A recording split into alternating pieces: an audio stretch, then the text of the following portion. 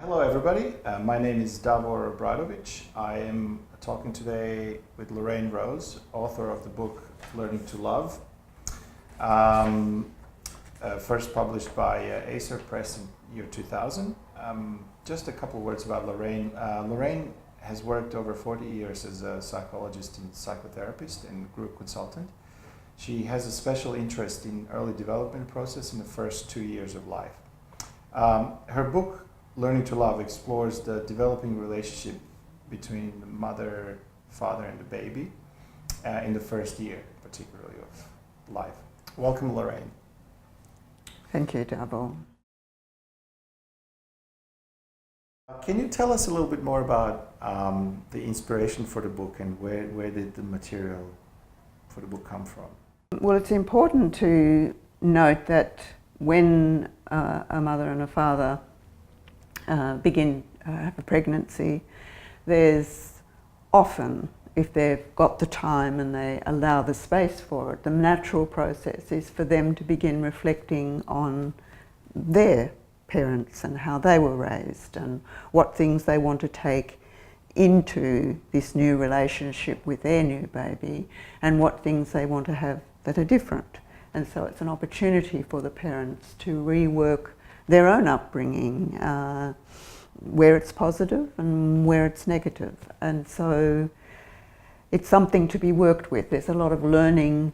There needs to be given a space. I mean, there was a Woody Allen movie which was very typically New York, and she said, "I'd like a baby, but I don't have time for a pregnancy." Right.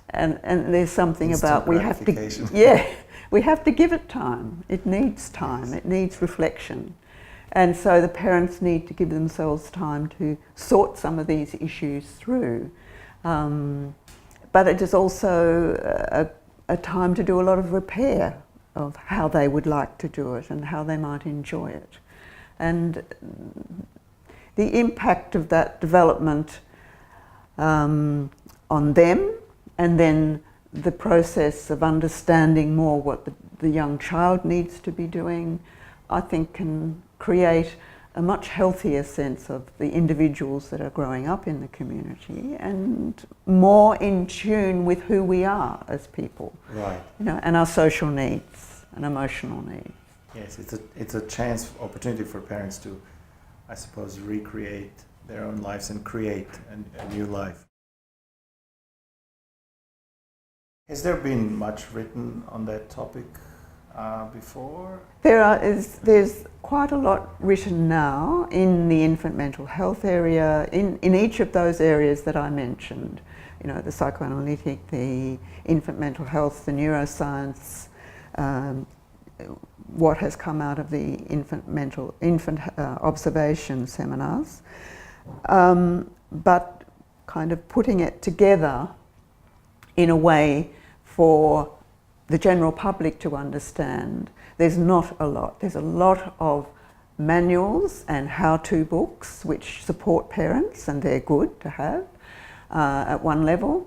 On the emotional development, there's a lot less, and that was what I felt could be an area in which it might be helpful to parents out there.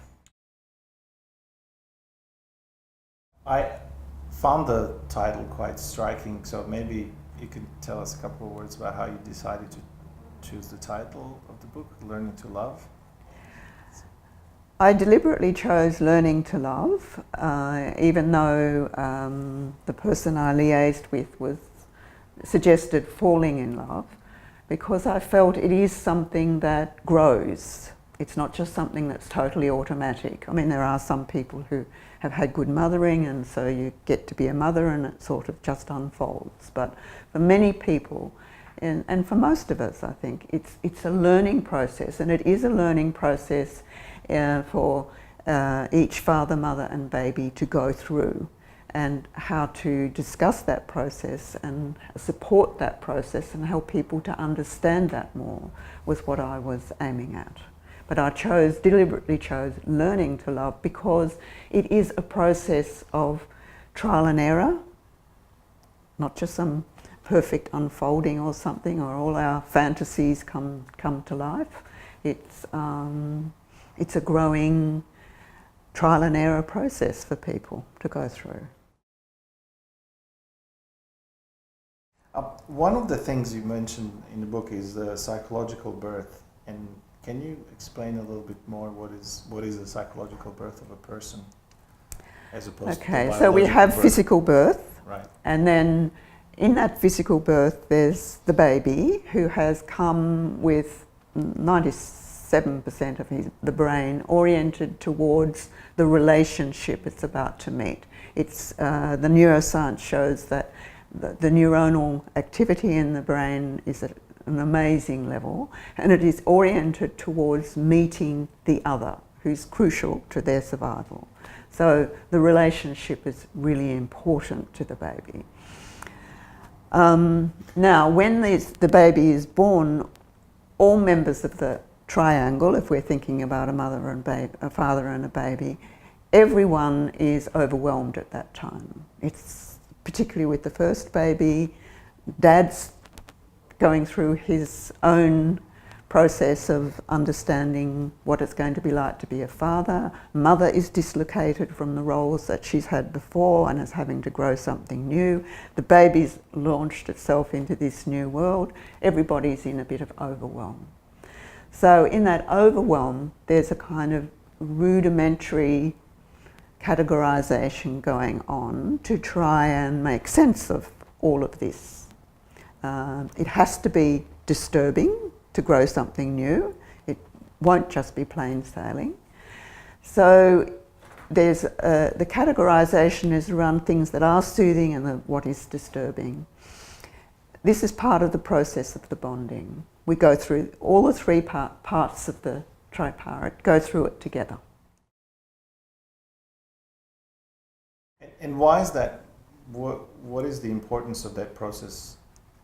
Well, working it out together means it's part of the feeds into the bonding as you get used to each other. As the baby gives cues and mum responds, the baby begins to feel, oh, it's okay here. If I cry, someone comes, I get what I need. If I'm sleepy or tired, she picks up the signals, and so, you know, I can adjust to this. Everyone is adapting, but you do it together. Now, in that early time, part of the process of the bonding is that in that early time there's a kind of sense of, like an early part of any relationship, a kind of idealisation goes on to keep everyone going in this difficult time.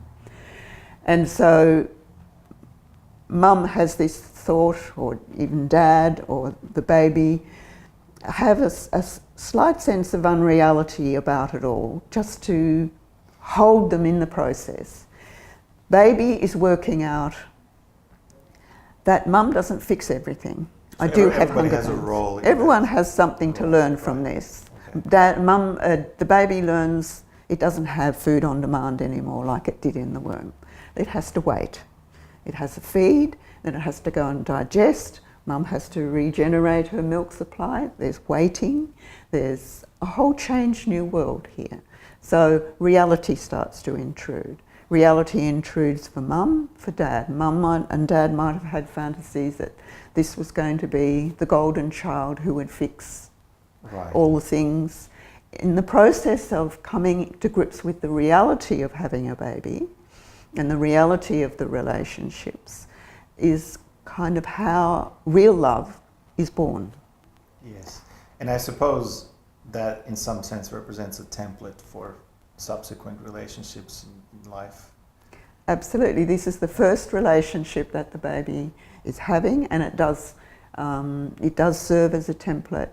The way the baby is responded to and what it learns, either to withdraw because it doesn't get what it wants or to reach out, will become the way that it will first off respond to all new relationships. It will carry that template into all future relationships. What are the capacities that we need to successfully traverse through that process of bonding for everybody? Well, empathy is crucial. The parents need to have some understanding of what it might like to be a baby and the work of the baby. The baby is working hard, coming to grips with a new world, has to suck to get what it wants before it just had everything on tap. Some empathy for what the baby is going through. The baby will come to life if there's kind of a reflective energy, with the energy of the parents thinking about the baby and what it is going through will create like a little blanket around it that holds the baby together and makes it feel safe and secure. One of the things you keep mentioning is that everybody has a role, mother, father, and the baby, and a lot of what has been written on this topic emphasizes the maternal role, but you do talk about the paternal side as well, and that might be something interesting. Maybe if you want to clarify a little bit of that, what happens with the father, and what is the role of the father in that Right. sort of triangle? The father's very important, crucial to the process. There needs to be, two people. We can have, a range of relationships, but having two people rearing a child is important. One can do it, but then there needs to be other people involved, and even two people need grandparents or friends or other people who support their network. The saying is it takes a village to rear a child. Right. So there needs to be support. It's quite a huge role to take on, and difficult for one person to emotionally hold that role without support. The father, in the role of the other person, is in the initial stages is to support the mother. It's quite a selfless role. Maybe another sex in other relationships. But the father's role is to support the mother initially and let her come through this initial phase, feeling that she has got the backup from the father. And also his involvement. Dad can be involved in the bathing, in the changing. A lot more modern fathers are. But their role does grow. As the baby grows, the baby begins to smile, it smiles at Dad, engages. Dad's important, or the other person in a same-sex relationship is important as a learning process gradually for the baby to handle different people. They learn how to engage with mum, and then they use their skills to how to engage with Dad. And both of those learning experiences are valuable and useful to the baby. But it is initially a big ask for the father to not get the immediate gratification in some way, but at the same time support his wife and gradually come into that relationship. But he has got a very important role in an ongoing way. In the infant observation seminars, you can tell, even where mothers are very competent and very together and there, if a father's away for a couple of weeks, things start to kind of slip. She needs the support. It's the feed-in. She's nurturing. Everyone needs some mutual support, to the system. Keep it going. Right. One of the interesting things is parents' attitude towards a crying baby. It is often very almost unbearable for some parents to actually be next to a crying baby, and there's strategies which are not always the best possible that parents resort to. And can you talk a bit about crying baby, what that means, and what it is and isn't?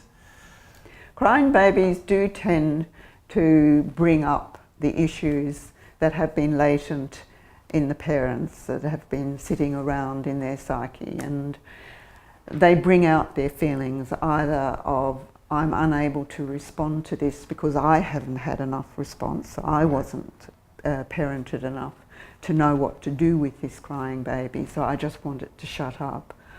Or on the other hand, it can be, there are issues that need to be handled and dealt with. but I don't want my baby to have any pain. Now, Right. crying really is a communication. Right.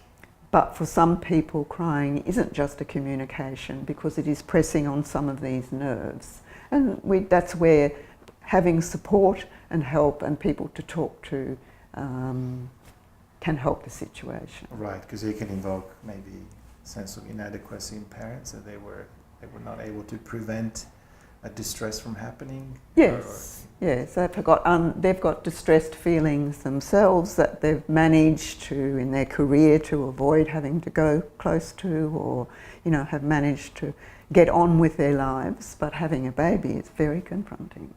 It brings all those issues out into the open. Yes. Mm.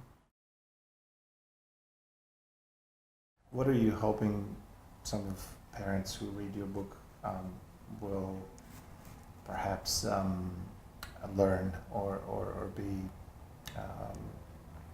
more in tuned into?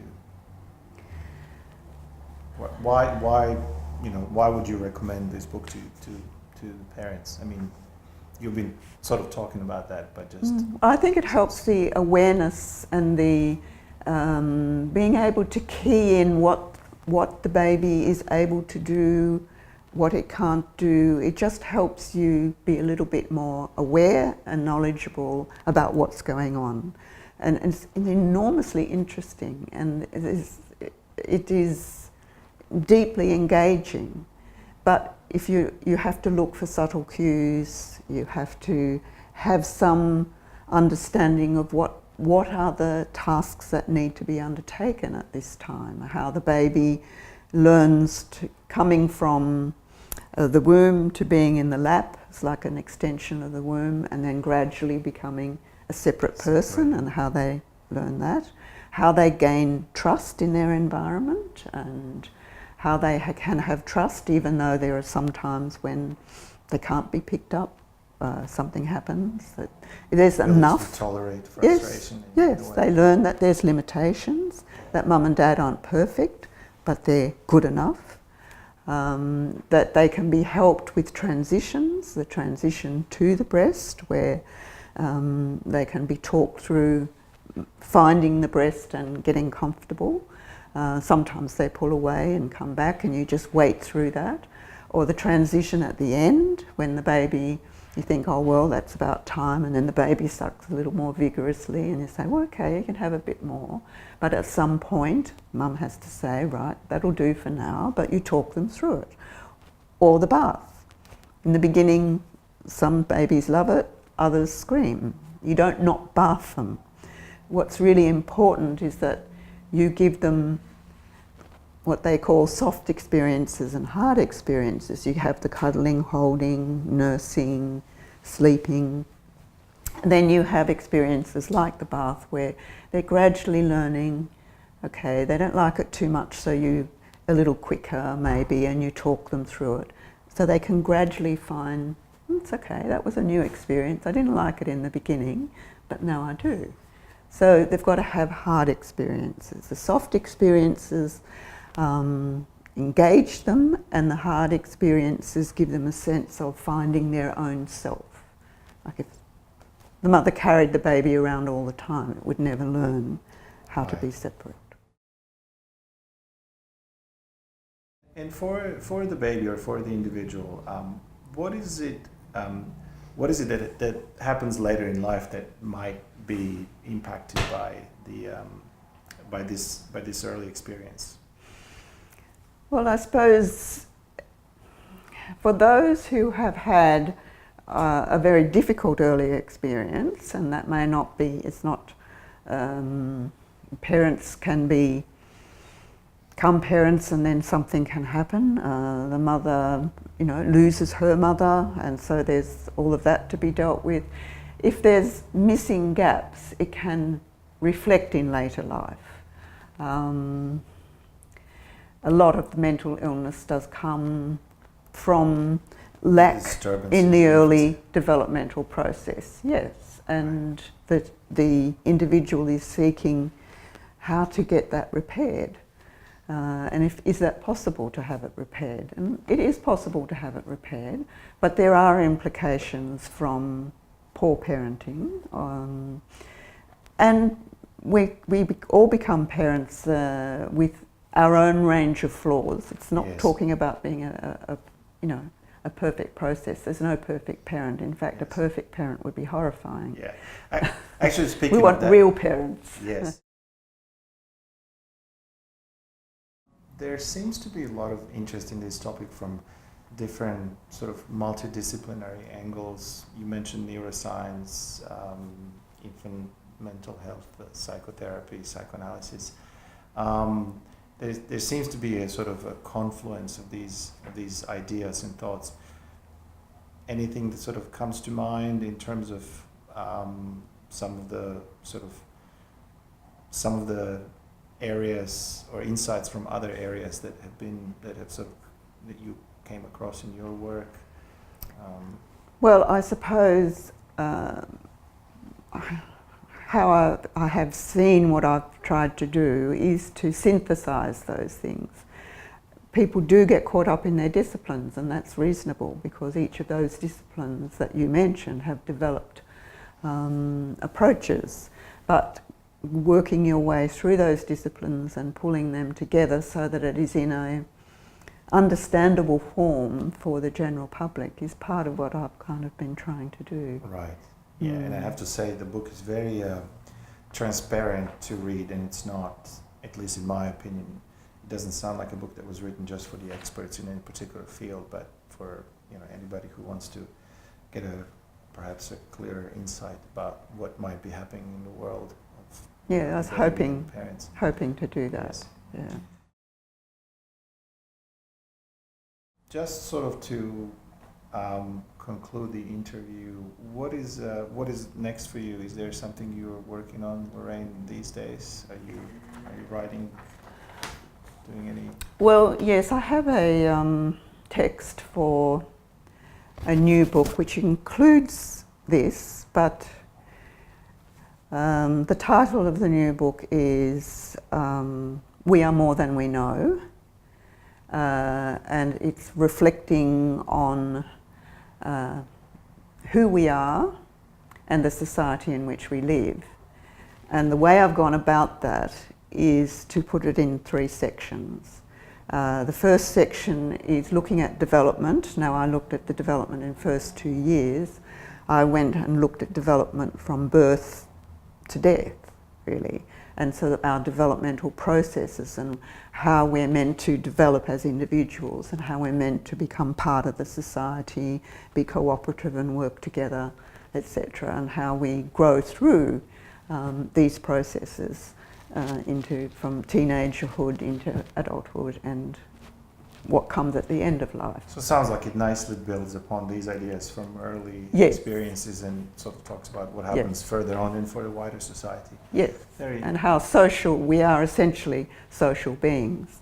Then the middle section of the book is if we have missed on some of those developmental tasks and we haven't been able, we are aware that, for whatever reason, some things in teenagerhood weren't dealt with, or some earlier things or some later things, how we can go back and work through those things that we didn't get at the time, but think through them and make up for those deficits. And the last part of the book comes from families, the role of the family, and then going into assessing the society and whether it supports us in who we are. Well, thank you very much, Lorraine. Thank you for joining us, and I hope you will enjoy reading the book. Thank you. Thank you, Deborah.